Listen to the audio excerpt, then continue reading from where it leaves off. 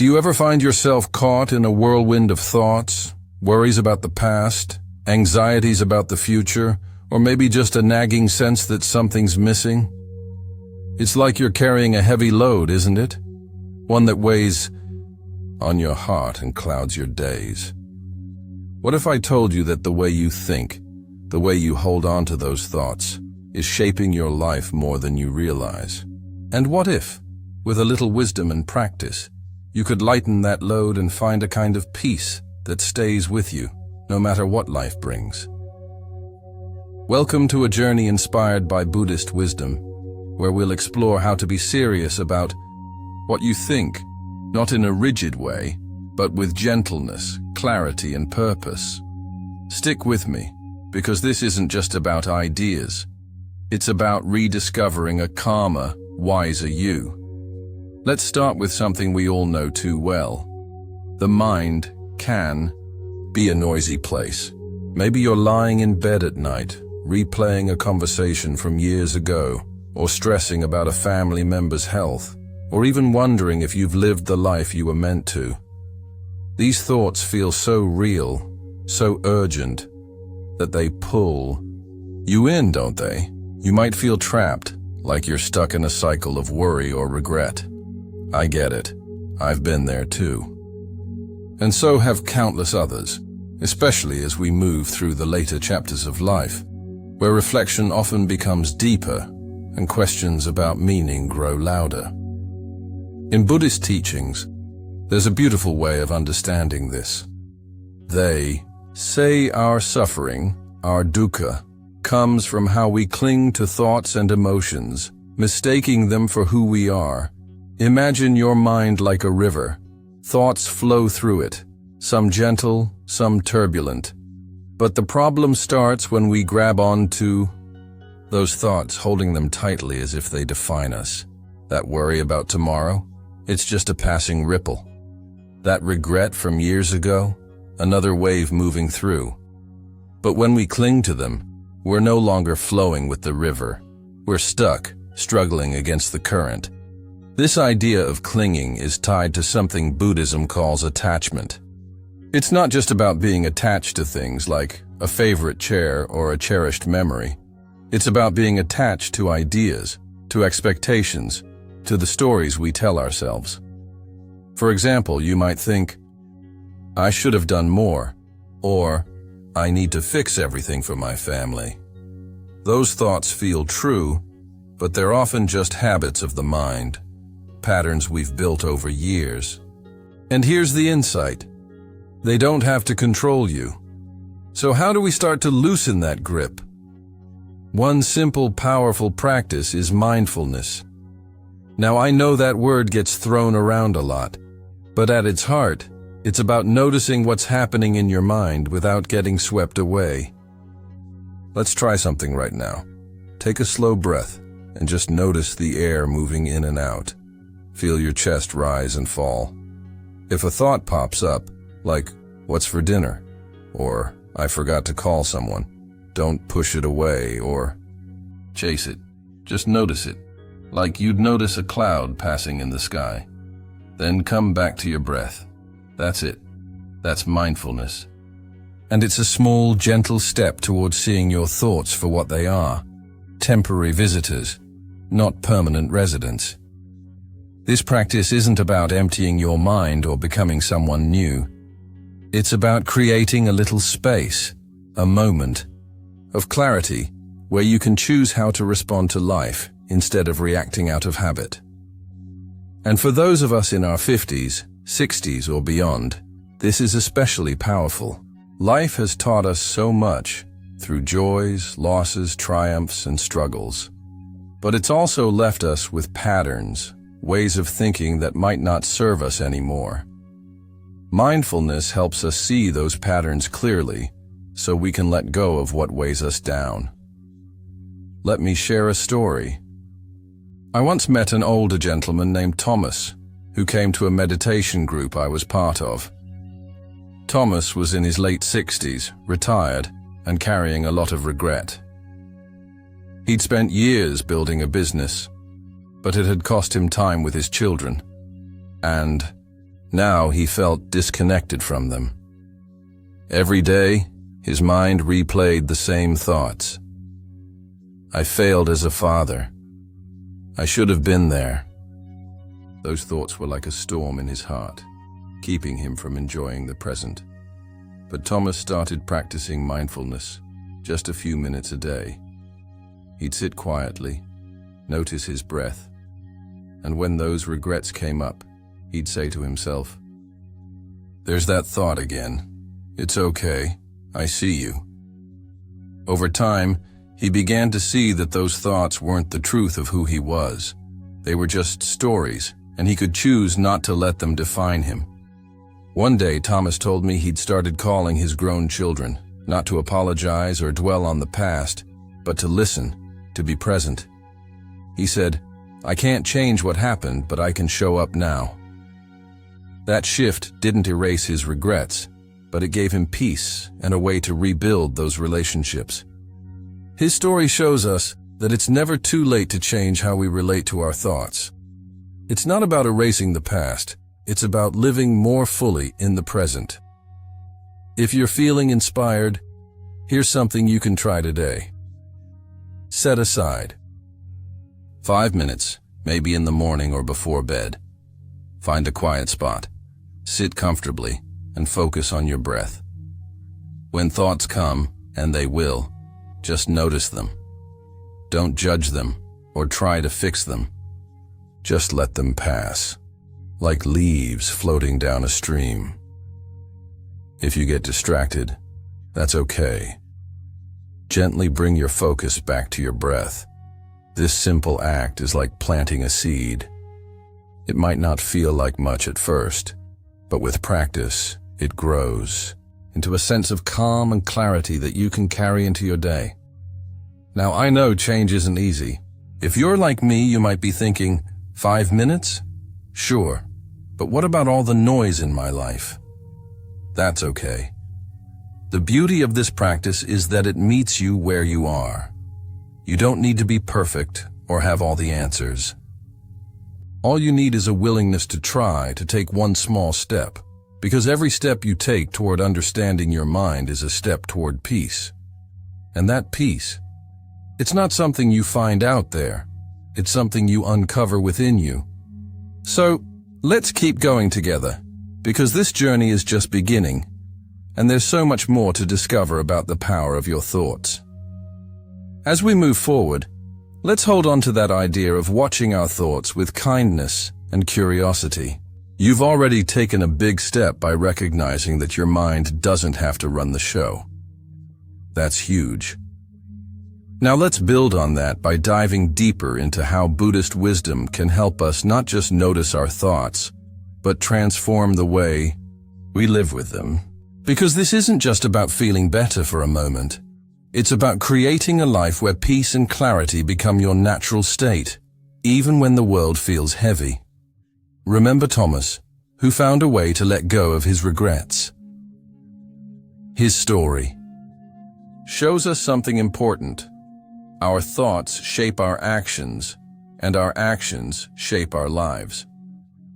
In Buddhism, this is tied to the idea of karma, not as some cosmic punishment, but as the simple truth that what we think, say, and do ripples out into the world. If your mind is caught in worry or resentment, those ripples can create more tension, more struggle. But if you cultivate thoughts of compassion, patience, and awareness, those ripples can bring healing to yourself and to those around you. Let's explore another practice that builds on mindfulness, loving kindness, or metta. This is about intentionally cultivating thoughts of goodwill, first for yourself and then for others. It's especially meaningful for those of us in our later years, when we might carry old wounds or feel disconnected from others. Loving kindness helps us soften those edges, not by ignoring pain, but by meeting it with care. Here's how it works. Find a quiet moment and close your eyes if you feel comfortable. Start by picturing yourself, not the perfect you, but the real you, with all your strengths and struggles. Silently say to yourself, "May I be happy. May I be healthy. May I be at peace." Let those words sink in, even if they feel unfamiliar at first. Then, picture someone you care about, a friend, a child, a partner, and say, "May you be happy. May you be healthy. May you be at peace." Gradually extend those wishes to others, even people you find difficult, and eventually to all beings everywhere. It's like casting a warm light from your heart, spreading it wider with each breath. This practice might sound simple, but it's profound.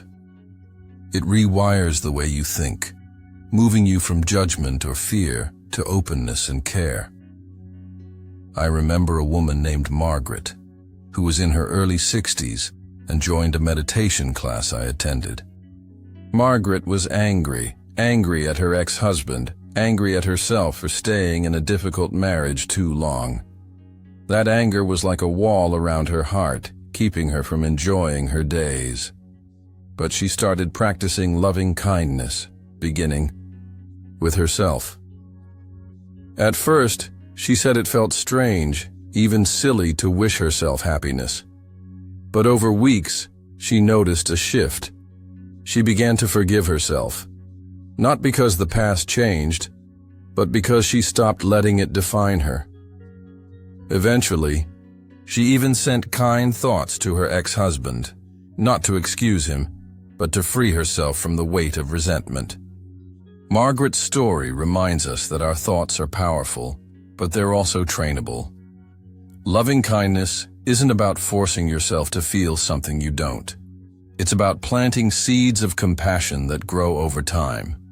And for those of us who've lived through decades of ups and downs, this practice can be a balm, helping us heal old hurts and build stronger connections with the people in our lives.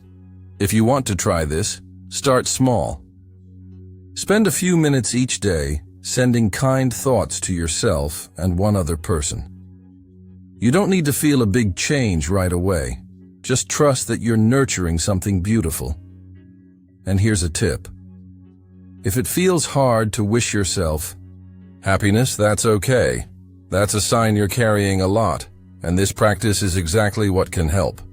Be patient. You're learning to be your own friend. Now, let's talk about another layer of Buddhist wisdom, impermanence. This is the idea that everything, our thoughts, our feelings, our circumstances, is always changing. Nothing stays the same forever. For those of us in our 50s and beyond, this can feel bittersweet. We've seen so much change. Children growing up, careers shifting, bodies aging. But impermanence isn't something to fear. It's a reminder to cherish the moment you're in, because it won't last. And it's also a comfort. The heavy thoughts you're carrying today, they won't last either. Here's a practice to connect with impermanence. The next time you're feeling overwhelmed, pause and notice what's around you. Maybe it's the warmth of a cup of tea in your hands, the sound of birds outside, or the way the light falls across the room. Let yourself fully experience that moment, knowing it's fleeting. Then turn to the thought that's troubling you and remind yourself, this too will pass. It's not about dismissing your feelings, but about seeing them as part of a larger flow, one that's always moving. This practice helped a man named David, who I met at a retreat. David was 70 and grieving the loss of his wife. His thoughts were consumed with sorrow, and he felt stuck, like life couldn't go on. But during the retreat, he learned to notice impermanence, not to push away his grief, but to see it as part of a bigger picture. He started paying attention to small moments of beauty, like the way the sun lit up the trees or the laughter of his grandchildren. Those moments didn't erase his pain, but they gave him a way to keep living, to find meaning even in loss.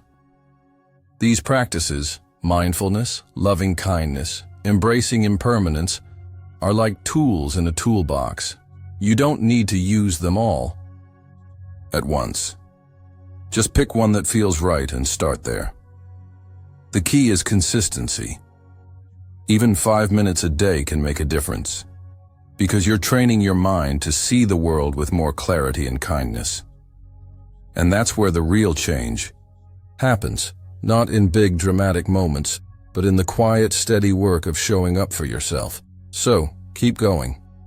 You're already on this path, and every step counts.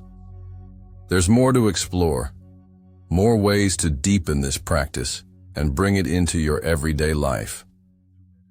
Let's continue this journey together, because the wisdom you're uncovering isn't just for you, it's a gift you can share with everyone around you.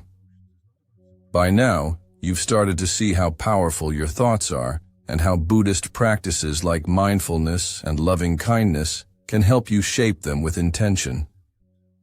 You're not just drifting through the river of your mind anymore. You're learning to steer, to choose which currents to follow.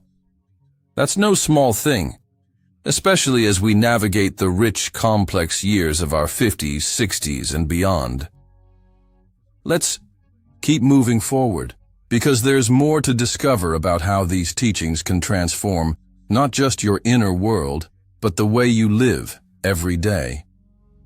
One of the deepest gifts of Buddhist wisdom is the idea of letting go, not in a cold or detached way, but with a gentle acceptance that frees you to live more fully.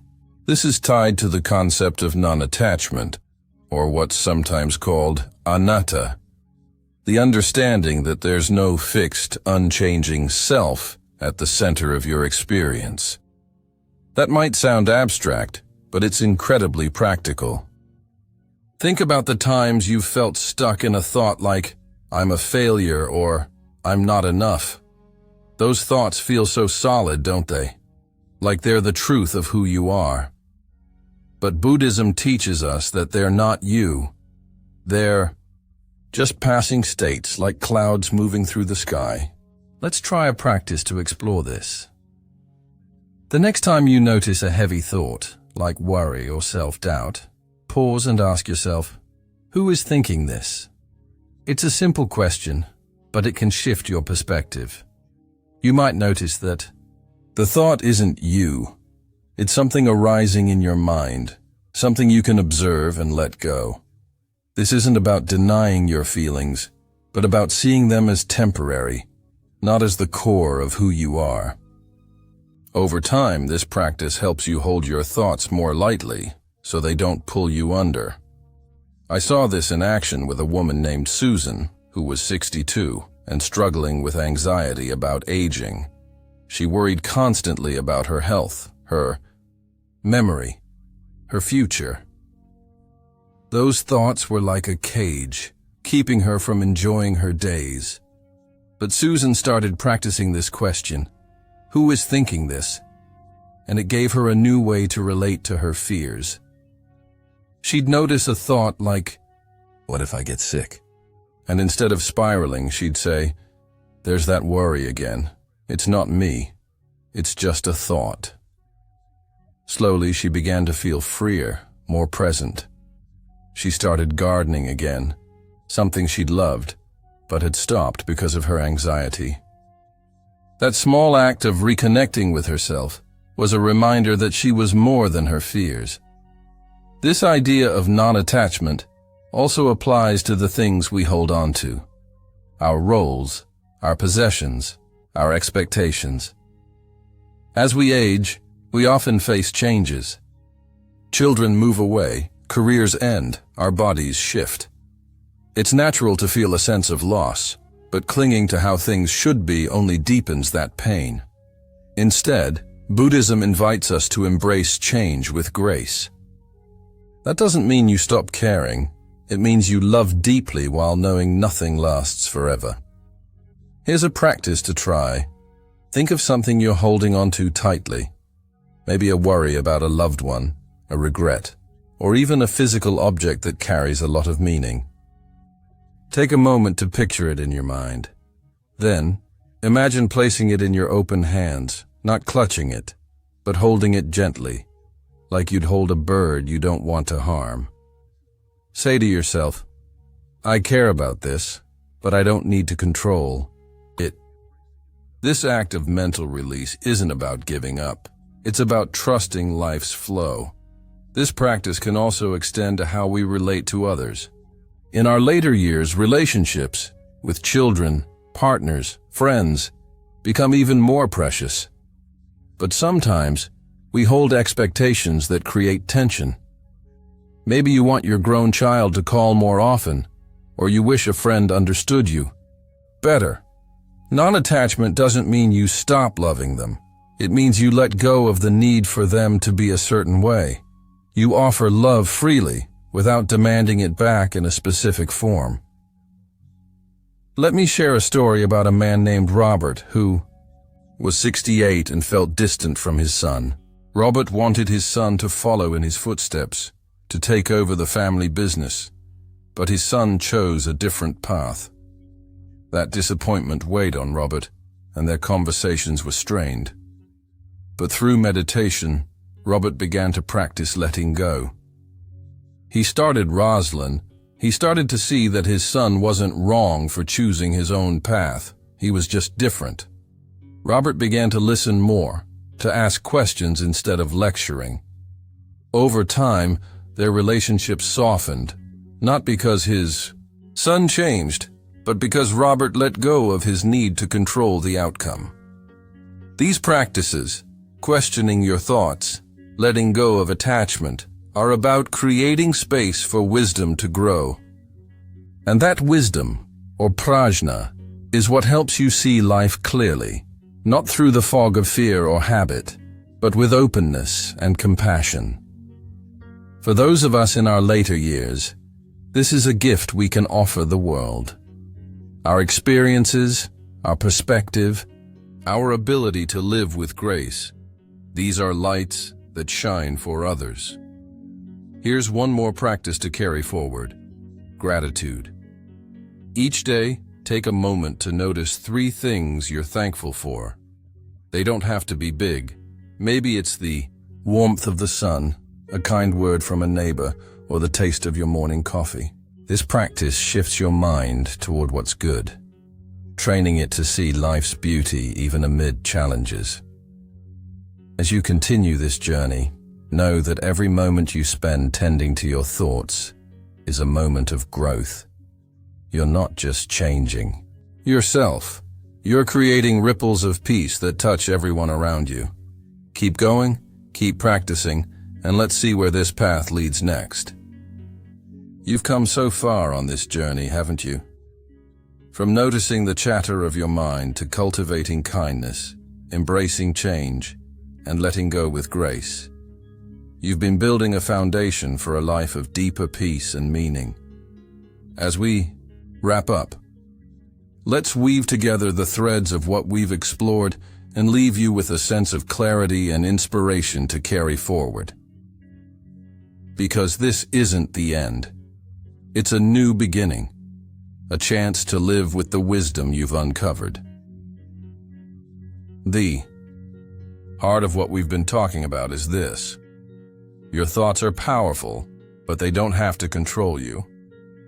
By being serious about what you think, by observing your mind with mindfulness, nurturing compassion through loving kindness, embracing impermanence, and letting go of attachment, you're creating a life where peace isn't just a fleeting moment, but a steady presence.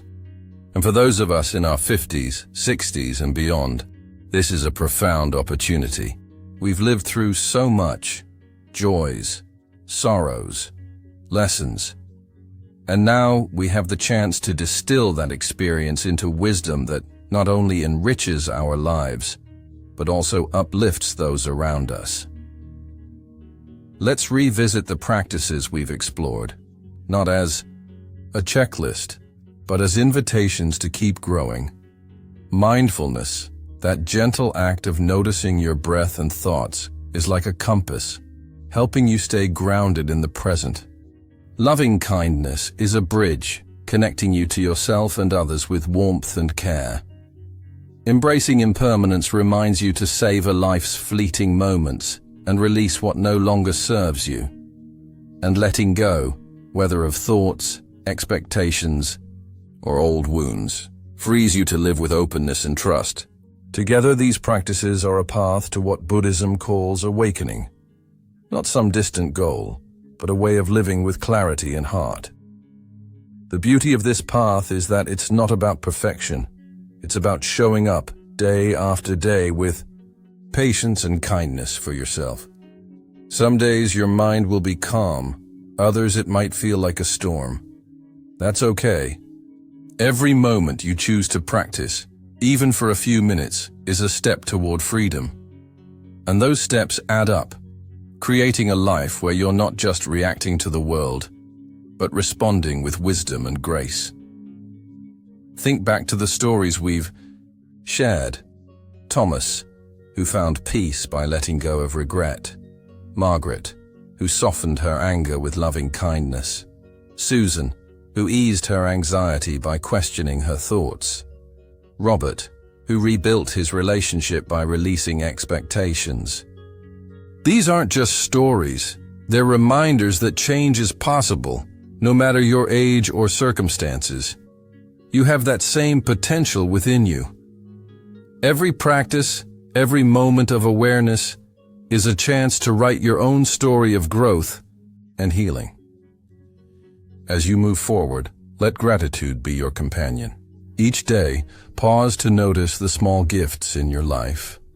The laughter of a loved one, the beauty of a quiet moment, the strength you've built through years of living. Gratitude doesn't erase life's challenges, but it helps you see the light that shines through them. And that light, it's not just for you. By living with mindfulness and compassion, you become a source of calm and inspiration for your family, your friends, your community. So, keep practicing. Set aside a few minutes each day for mindfulness or loving kindness. Ask yourself, who is thinking this when heavy thoughts arise? Hold life's changes gently, knowing they're part of the flow. And above all, be kind to yourself. You're not alone on this path. There's a whole community out there, maybe even right here on this channel, walking alongside you, learning, growing, and sharing their own journeys. If you feel moved, share your story with us. What practices are you trying? What challenges or breakthroughs are you experiencing? Your voice matters, and it might just inspire someone else to take their next step. Together, we can create a ripple effect of peace and wisdom that reaches far beyond ourselves. As we close, I want to leave you with a simple wish. May you be happy. May you be healthy. May you be at peace. Carry this wisdom in your heart and let it guide you toward a life of clarity, connection, and joy. Thank you for being here, for showing up, for choosing to be serious about what you think. This is your journey and it's a beautiful one. Keep shining. To bring Buddhist wisdom into your daily life, start with a 5-minute mindfulness practice each morning. Sit comfortably, focus on your breath, and gently observe any thoughts without judgment, letting them pass like clouds. This builds awareness, helping you respond to challenges with calm. Next, practice loving kindness by silently wishing yourself and one other person happiness, health, and peace daily. This fosters compassion, softening old hurts, and strengthening relationships. When negative thoughts arise, ask, who is thinking this? To see them as temporary, not defining you. Finally, embrace impermanence by savoring small moments, like a warm drink or a smile, knowing they'll pass, which deepens gratitude. For those in their 50s and beyond, these practices offer profound meaning. They help you release regrets, heal emotional wounds, and live with purpose. By cultivating a mindful, compassionate mind, you not only find inner peace, but also become a source of wisdom and kindness for others. Consistency matters more than perfection.